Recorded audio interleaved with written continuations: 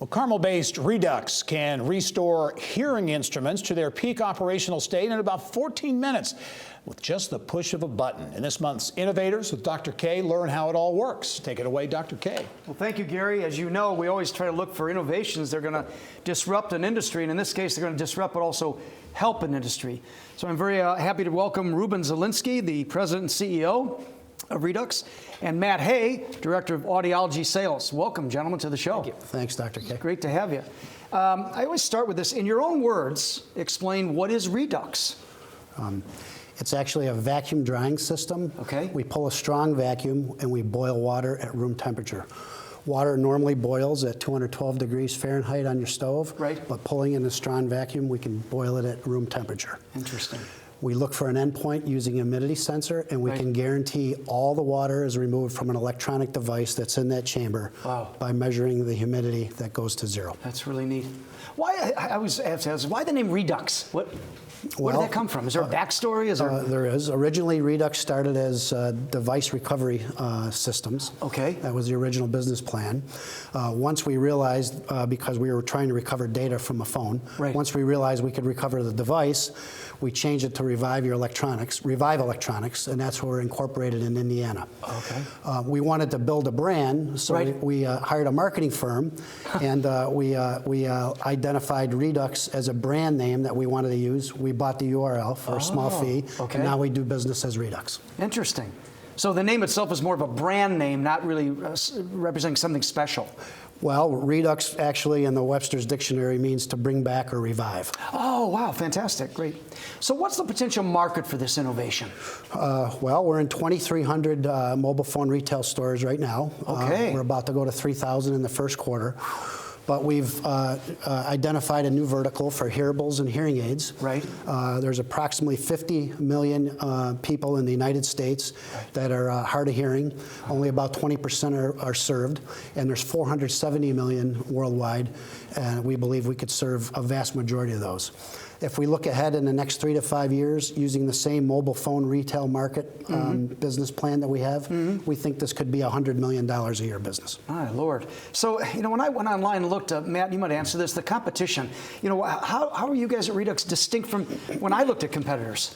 That's a great question. You know, I've worn hearing aids half of my life. I'm actually deaf without my implant, so keeping mine operating well is particularly important to me.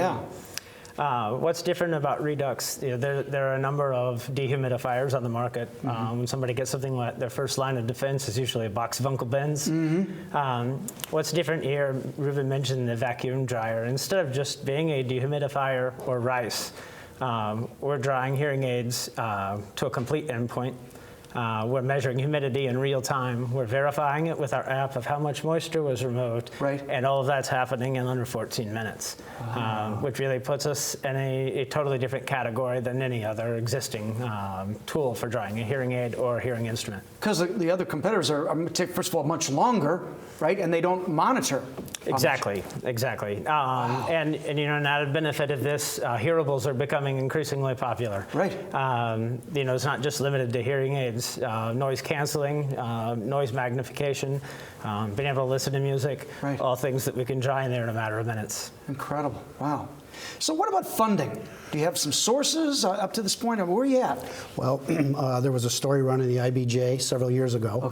And a local investor, Scott Moorhead, who owns Round Room, that's our parent company, saw this, called his CFO and said, go capture these guys. And so we got an early start by putting these dryers into mobile phone retail stores, one of the large providers. And we're able to tease out the retail environment, how it works, how to monetize it. And so we have access to all the capital we need for growing the business and expanding the market. Wow. So from cell phones, you realized this other industry, and your investor bought into that as well, right? Yeah, exactly. Part of my background, I used to work for a hearing aid company way back then in 2000, a startup company. They were disposable hearing aids. They were called Songbird Hearing. It failed. I learned a lot of lessons from that, but I learned a lot about hearing aids, and I knew someday that we would dry hearing aids, because all hearing aids, any hearing instrument, any hearable that's in your ear canal is going to take up perspiration. Because the human body. Exactly, the human body. It's constantly evaporating water. Wow. Yes. So where do you go from here in like next steps ahead in the next few months? Where are we going? Well, I believe the future's pretty bright. As I indicated, we have Matt Hay on board here to drive audiology sales. We're working with the hearing care professionals. We're working with the manufacturers. Everyone realizes that this is a problem.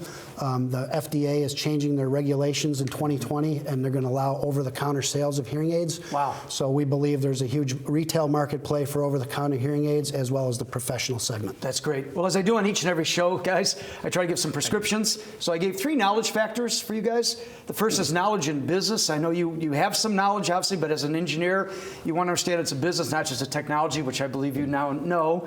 Second is knowledge in manufacturing. I know we had chatted, and you're working with a lot of the manufacturers already and talking to a number of them, so I think that's smart because they'll know how to scale the operations you will need. Sure. And the third is knowledge with investors. I know you have an investor, but they'll reach a point where you need some real context in the industry itself, and they can help you, again, scale. So I hope those help you guys. That's awesome advice. Thanks very much, Dr. K. Great, guys. Yes. So where can the audience find you? Redux.com and matt.hay at redux.com. All right, sounds great. Well, there you have it, Gary. A really interesting innovation that's going to help a lot of people, and it's right here in Indiana. Back to you, Gary.